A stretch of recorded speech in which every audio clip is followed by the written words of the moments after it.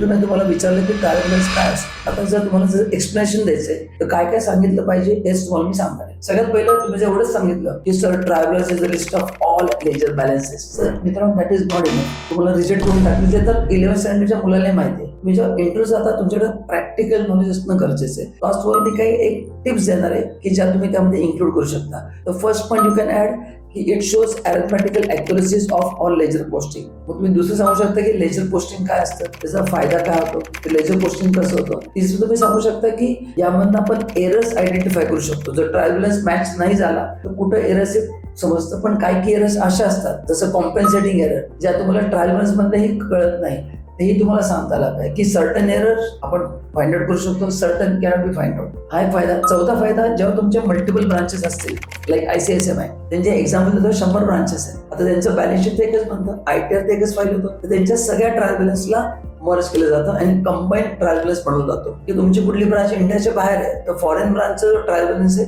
तो इथे मर्ज केला जातो. मग मर्ज करताना तुम्हाला अकाउंटिंग स्टँडर्डचं नॉलेज असतं, पण गरजेचं आहे कारण का तो डेटा पूर्ण फॉरेन करन्सीमध्ये असतो, त्याला तुम्हाला इंडियन रुपीजमध्ये कन्वर्ट करावं लागतं. त्यासाठी अकाउंटिंग स्टँडर्ड माहिती असणं पण गरजेचं आहे. हे जर तुम्ही पॅरामीटर्स जर कव्हर केले तर डेफिनेटली तुमचा इंटरव्ह्यू तो इम्पॅक्टफुल होईल. आणि तुम्हाला तर रिअलाइज झालं असेल की आम्ही जे शिकलोय आणि त्यामध्ये किती व्हेरिएशन असू शकतात. तर असं तुम्हाला जर नॉलेज अपग्रेड करायचं असेल तर आमच्या चॅनलला फॉलो करा. ITAC पुणे अशा पण खूप सारे व्हिडिओज बनवत असतो ज्याचा तुम्हाला नक्की इंटरव्ह्यूला फायदा होईल.